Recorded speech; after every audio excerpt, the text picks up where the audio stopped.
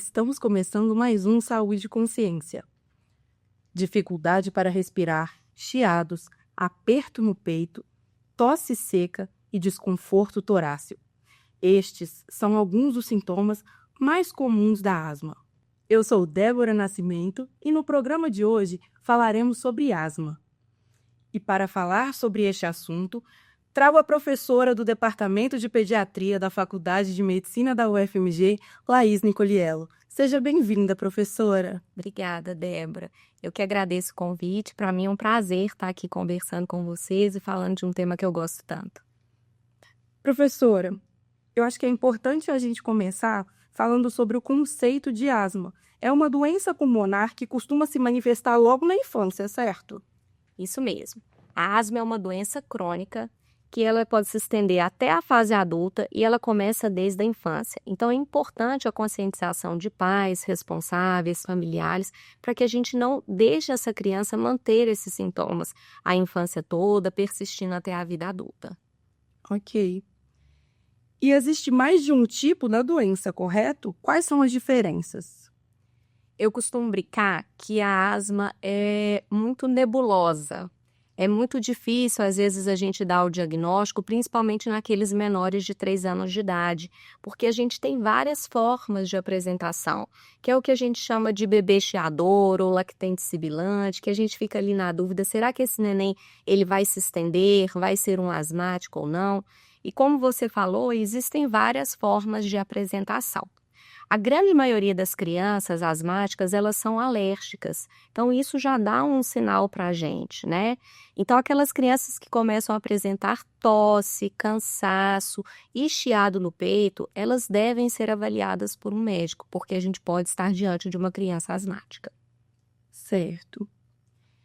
E é possível identificar o motivo de algumas pessoas a asma persistir até a vida adulta? E eu pergunto isso porque eu tenho asma desde os 11 meses. E a vida inteira eu escutei, depois que você ficar adulta, vai melhorar. Mas tem melhorado recentemente porque eu comecei a fazer um tratamento com uma bombinha que tem corticoide, e aí por isso que tem melhorado. Mas à medida que eu fui ficando adulta, foi piorando. Eu costumo brincar com os meus pacientes assim, e com os meus alunos eu falo, né? O futuro a Deus pertence. Onde cada um irá no seu episódio de asma, isso a gente de fato tem que acompanhar. Aquelas crianças que apresentam fatores alérgicos importantes, uma rinite alérgica, dermatite, outras alergias, por exemplo, alergia alimentar, ou tem uma história familiar importante de asma, de rinite, esse grupo de pacientes, eles tendem a apresentar sintomas por um período maior da vida. Então, a gente sabe que a asma é uma doença genética, tanto que, invariavelmente, um dos pais ou irmãos já tiveram ou apresentam asma. Então, quando a gente tem crianças altamente alérgicas, a gente tem uma chance maior dessa doença se estender por um período maior da vida. E mesmo assim, às vezes a gente tem crianças que chiam um período da vida, principalmente mulheres, e quando a gente chega em fases como, por exemplo, menopausa, gestação ou puberdade, a gente pode ter o retorno das crises, muito associadas às questões hormonais. Então, a gente fala que a asma não tem cura. Ela tem controle, e esse controle ele deve ser realizado desde o início para que a gente possa evitar as formas graves, internações e o que a gente chama de remodelamento brônquico, que é quando chega na fase adulta e aí a gente já tem consequências um pouco piores. Então, que bom que você começou com a sua bombinha. Sim, melhorou muito a minha qualidade de vida. Professor, e quais são os principais sinais da asma? O que os pais devem ficar atentos? Joia. Então, a primeira coisa que a gente tem que lembrar é que não é normal chiar. Então, falar assim, não, o meu filho, ele chia de vez em quando, ele precisa ser avaliado. Então, se eu tenho uma criança que em algum momento ele tem episódio de chieira, de cansaço, que é falta de ar, né? Que aqui assim começa a afundar, a barriguinha fica subindo, as costelinhas aparecendo, ou se tem que ficar usando a bombinha de salbutamol, que é a de resgate, com frequência, essa é uma criança que deve ser avaliada. Uma outra coisa que às vezes é negligenciado é, às vezes, a dificuldade para realizar atividade física. Então, às vezes, você vê uma criança e fala assim, você tem asma? Não, de jeito nenhum. Você joga bola? Não, porque cansa, porque começa a tossir. Então, uma criança de 5, 6 anos, 8 anos, 10 anos, não é normal cansar na atividade física. Não é uma criança para ficar cansada. Então, esse tipo de sintoma, ele também não deve ser negligenciado, porque a gente fala muito de cansaço, de chieira, mas lembrar que a tosse também é um sinal de asma. Então, se a gente tem limitação à atividade física, tosse frequente, que chega a acordar aquele paciente à noite, essa criança também deve ser avaliada. Curioso você falar sobre essa questão de observar, se aqui fica mais fundo, que toda vez que me perguntam como é que você sabe quando você está tendo uma crise de asma, eu sou diagnosticada desde os 11 meses, então eu consigo identificar muito bem quando está tendo uma coisa errada aqui. Mas um dos principais sinais é o fato disso aqui começar a ficar muito fundo e eu falar, a asma está atacando. Quando o tempo muda, né? Às vezes, assim, os asmáticos, eles percebem também, né? Sim, a gente sabe quando o tempo vai mudar, quando uma pessoa asmática começa a ter crise. Sim. Professora, e como a gente pode diferenciar a asma da bronquite ou da bronquiolite? Então, como eu falei, a primeira premissa, assim, para a gente poder falar que uma pessoa tem asma, a gente precisa ter uma doença crônica. Como eu falei também, a grande maioria das crianças, dos pacientes asmáticos, eles são alérgicos. Então, é incomum, às vezes, a gente conseguir fechar o diagnóstico numa idade muito pequena, porque às vezes a criança não tem todos os marcadores ali da asma. Mas o que a gente tem que entender que vai fazer a diferença é a bronquiolite, ela comete crianças menores de 2 anos de idade, e, invariavelmente, ela está associada a uma criança que resfriou e evoluiu com o episódio de sibilância. A criança asmática, além da sibilância, ela tem outros marcadores importantes. Ela tem uma história familiar de asma ou de rinite, aquela criança tem rinite ou dermatite, aquela criança ela tem episódios de sibilância ou de tosse ou de cansaço, por múltiplos fatores, se teve contato com alguma poeira, cigarro, churrasqueira. Então, é importante a gente fazer uma anamnese bem feita para que a gente possa entender essas diferenças entre a bronquiolite e a asma. Entendi. E falando em bronquite, uma vez eu escutei que asma é doença de criança e bronquite é doença de velho. Exatamente com essas palavras, essa é uma afirmação verdadeira? Na verdade, bronquite é um termo técnico quando a gente tem uma inflamação do brônquio. Então, o brônquio está repleto de células inflamatórias. Então, o nome correto, na verdade, é asma, né? Que é a doença que cursa com a inflamação ali do brônquio por várias questões, né? Genéticas, inflamatórias, alérgicas. Então, o nome correto é asma. O nome bronquite, ele se popularizou, né? Entendi. Por que é que alguns problemas respiratórios, como a asma ou a bronquite, comuns da infância, desaparecem com o amadurecimento do corpo? À medida que a gente tem um desenvolvimento pulmonar, a gente tem formação pulmonar depois, né, que a gente nasce, tem a alveolização até 7 anos de idade. Então, a gente tem um amadurecimento dessa via aérea, da anatomia. Então, isso nos permite com que a gente tenha uma melhora desses episódios. A criança, quando é muito pequenininha, ela tem a via aérea muito pequenininha, isso tem uma resistência ali à passagem do ar, favorece esses episódios de sibilância. Então, uma primeira questão que a gente, né, assume como ajuda a gente a melhorar esses episódios de sibilância é esse amadurecimento pulmonar ali da anatomia. E a gente tem também um amadurecimento imunológico. À medida que a gente vai crescendo, a gente passa pelo que a gente chama de marcha alérgica e aí a gente vai entendendo melhor aquela criança, se ela é mais alérgica, não é, o que pode ajudar a gente também no acompanhamento desses pacientes. Certo. E quais são os problemas decorrentes de uma asma não tratada? Como a vida da criança pode ser prejudicada? Isso é muito importante a gente falar, porque às vezes isso acaba sendo negligenciado. Aquela família, ela se acostuma a criança ter crises e passa a ser normal aquela criança tossir, aquela criança não dormir bem à noite porque ela está apresentando episódios de tosse. Então, é essencial que a gente converse sobre isso para uma orientação dessas famílias. Uma primeira questão se chama qualidade de vida. Então, a criança dormir bem, sem o sono interrompido por conta de tosse, de sintoma de cansaço. Essa criança realizar atividade física habitualmente, sem limitação. Então, ela poder jogar bola, poder ir no pula-pula, sem qualquer limitação.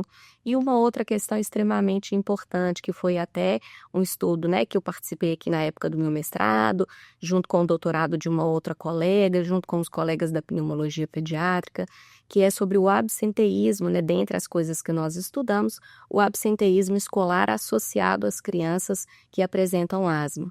Então, aquelas crianças, né, e adolescentes que têm asma não controlada, elas não vão à escola por conta de crise, de internação, e isso tem um prejuízo também na questão escolar. Então, é essencial que a gente oriente essas famílias para que a gente não tenha esse prejuízo na qualidade de vida, tanto de sono, tanto de atividade física, como de absenteísmo escolar.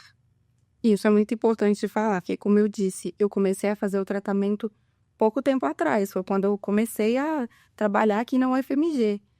Se eu tivesse cuidado dessa asma, tivesse feito um acompanhamento desde a infância, talvez não teria ficado tão ruim quando eu fiquei adulta. Com certeza. Como eu falei, existe a questão do remodelamento brônquico. Então, o objetivo que a gente tem é a identificação precoce das crianças asmáticas, para que a gente possa fazer uma intervenção precoce com um tratamento adequado, a fim de evitar esse remodelamento brônquico, o que na vida adulta acaba às vezes podendo prejudicar e dificultar um pouquinho mais o tratamento. Então, que bom que em algum momento você teve esse diagnóstico e foi promovido o tratamento a você. Sim. É verdade que incentivar a prática de atividades físicas, como a natação, por exemplo, pode ajudar a tratar problemas pulmonares como a asma? Com certeza. A prática de atividade física ela deve ser sempre estimulada, né? Na infância e principalmente atualmente entre os adolescentes, onde o uso de tela está cada vez mais frequente, né? Então, toda criança que chia, que apresenta asma, é essencial a realização de práticas de atividade física aeróbica. Isso vai ajudar ali a expansão pulmonar, isso vai ajudar a questão, né, do condicionamento físico, da capacidade pulmonar. Então, é essencial a prática de atividade física aeróbica. Ok. E, professora, a asma é uma doença para a qual existe a possibilidade de intervenção cirúrgica? Intervenção cirúrgica na asma, não. A asma na infância é um diagnóstico clínico. Nos adolescentes e adultos é sempre recomendável a realização da espirometria para um diagnóstico, né? Claro que crianças a gente faz também espirometria a partir de 6 anos de idade, que isso permite um acompanhamento adequado. Mas a partir do diagnóstico a gente deve instituir um tratamento medicamentoso, a grande parte deles usando corticoide inalatório, como você falou, as medidas ambientais, né, que é importante a gente ter o controle do ambiente, evitar mofo, poeira, cigarro, alérgenos, né? Então, a gente vai realizar o controle medicamentoso junto com prática de atividade física e controle de ambiente. Agora, a realização de cirurgia na asma de rotina, não há essa indicação. Entendi. E quais são as alternativas de tratamento adotadas pela medicina? 5% das asmas são asmas graves. Então, a gente vê que é a minoria. A grande maioria das pessoas apresentam uma asma leve, né? Leve a moderada. Então, quando a gente vai pensar em tratamento, a primeira coisa que a gente tem que pensar é prevenção. Prevenção das crises para que essas crianças, esses adolescentes ou esses adultos não apresentem exacerbações com consultas em pronto atendimento, impacto na qualidade de vida. Então, quando a gente pensa em tratamento da asma, a gente pensa em prevenção. E aí a gente pensa no controle do ambiente, na adesão ao medicamento, e a droga de escolha que a gente tem na infância é o corticoide inalatório. Adolescentes, que são aquelas crianças acima de 12 anos, e adultos, a gente faz uma associação do corticoide inalatório com o beta-2 de longa ação, sempre que possível.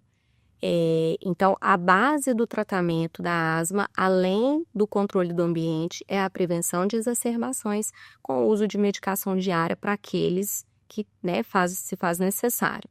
E na infância, a gente tem como a droga base o corticoide inalatório, que são as bombinhas, né? E quando eu era criança, era muito comum ver as chamadas bombinhas, que foi o que você acabou de falar.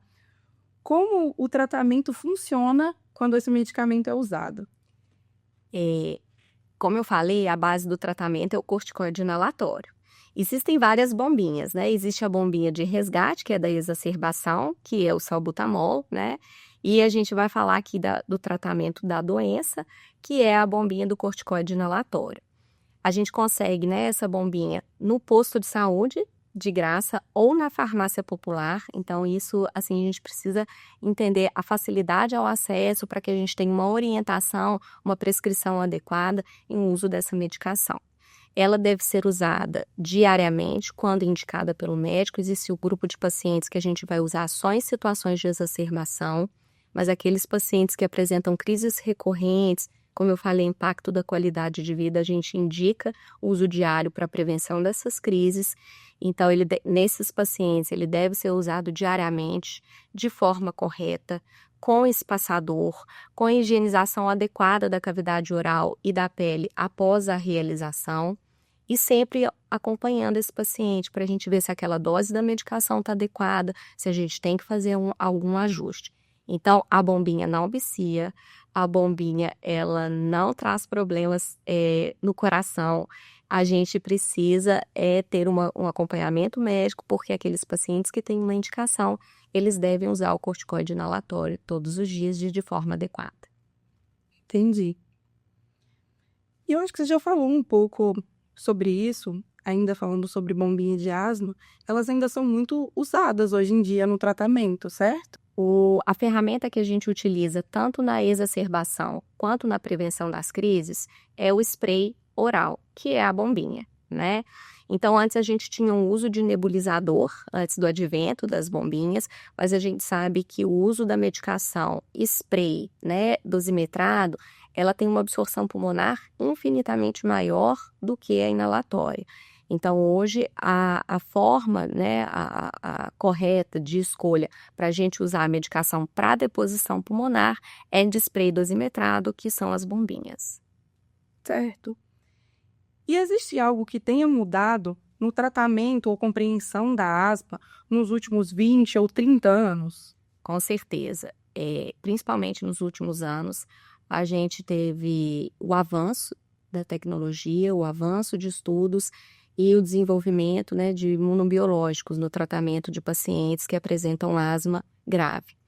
Eu quero reforçar aqui que 5% dos pacientes apresentam asma grave. Então, é um grupo seleto de pacientes onde o médico deve avaliar e indicar a terapia imunobiológica. Então, eu acho que nos últimos anos, um grande avanço que a gente teve foi, além da disponibilização da medicação no SUS, que isso a gente tem que deixar tantíssimo, né? Assim, a gente tem que valorizar o que, entre aspas, é básico, né? Foi o desenvolvimento e a possibilidade desses imunobiológicos para um grupo seleto de pacientes. Essa disponibilização da bombinha pelo SUS e pela farmácia popular, eu agora estou para completar 27 anos, eu tenho asma desde os 11 meses, como eu falei. No início não era gratuito, então era uma coisa mais difícil, porque eu tinha muitas crises de asma, então eu gastava muito com essa questão. Eu não, no caso, minha mãe, gastava muito com isso, porque não era gratuito, então tinha que ficar sempre comprando. E o fato de hoje em dia conseguir pegar no posto de saúde e na farmácia ajuda muito, porque além de reduzir a quantidade de gastos, você sabe que você consegue pegar ali sem nenhuma preocupação. Exatamente. O manejo de doenças crônicas é um desafio. Você falar para uma pessoa de 10 anos, de 12 anos ou de 14 anos, vamos colocar um adolescente, que ele precisa usar uma medicação diariamente, isso é um desafio, né? Acaba que a longo prazo a gente tem uma queda de taxa de adesão. O paciente vai melhorando, acha que tá bom e deixa de usar. E uma das questões é a questão financeira. Se eu tenho a disponibilização dessa medicação no SUS, isso facilita demais, né? Até a questão da adesão. Como você falou, o acesso fica mais fácil, a adesão melhora e, consequentemente, o controle da doença melhora. Exatamente.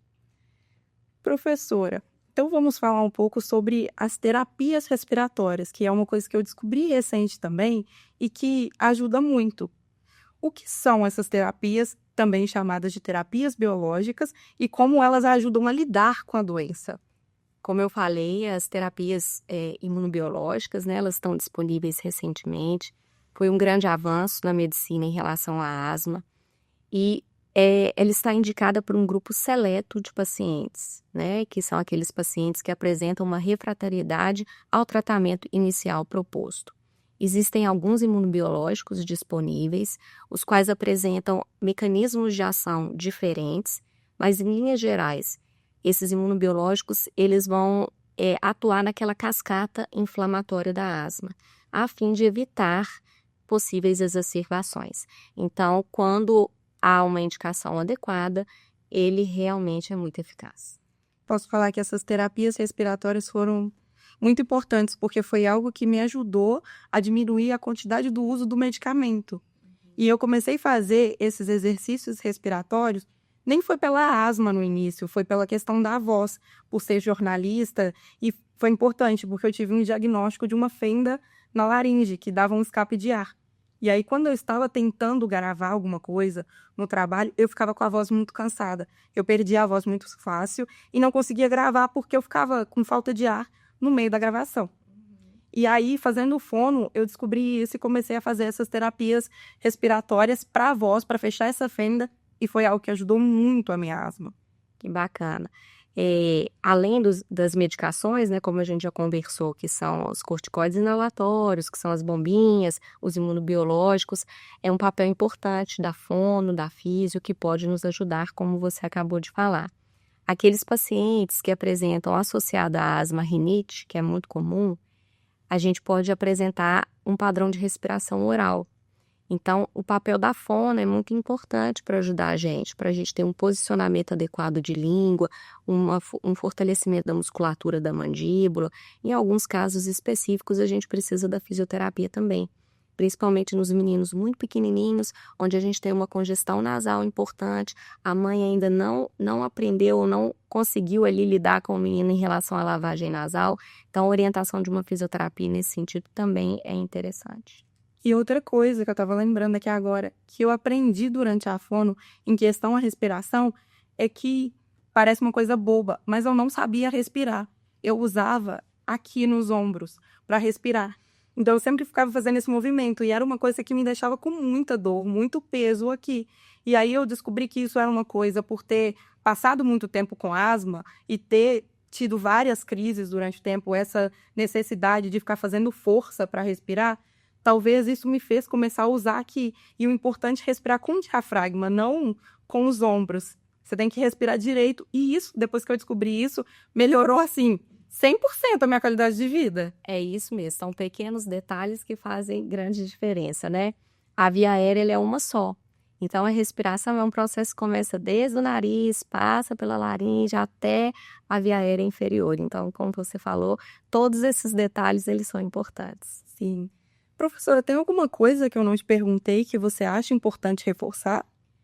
Eu acho que é importante a gente reforçar que a prática de atividade física ela deve ser sempre estimulada, principalmente ao ar livre, né? Hoje em dia as crianças adolescentes, como eu falei, ficam muito em tela dentro de casa, então a gente importar que isso faz parte do tratamento e lembrar a questão da vacinação. Todo mundo, né, obviamente, anualmente, se possível, receber a vacina de influenza e principalmente os pacientes asmáticos, que faz parte da campanha nacional também, disponível no posto de saúde. Então, é importante a gente sempre orientar a manutenção do calendário vacinal em dia, principalmente de influenza, anualmente, para os pacientes asmáticos. Perfeito. Professora, muito obrigada pela sua participação. Imagina, eu acho que é agradeço, viu, gente? Foi um prazer estar aqui, viu? O Saúde e Consciência fica por aqui. E para saber mais sobre esse e outros assuntos relacionados à saúde, Basta acompanhar a gente aqui no canal ou então nas nossas redes sociais. Eu sou Débora Nascimento, informação é saúde. Até a próxima!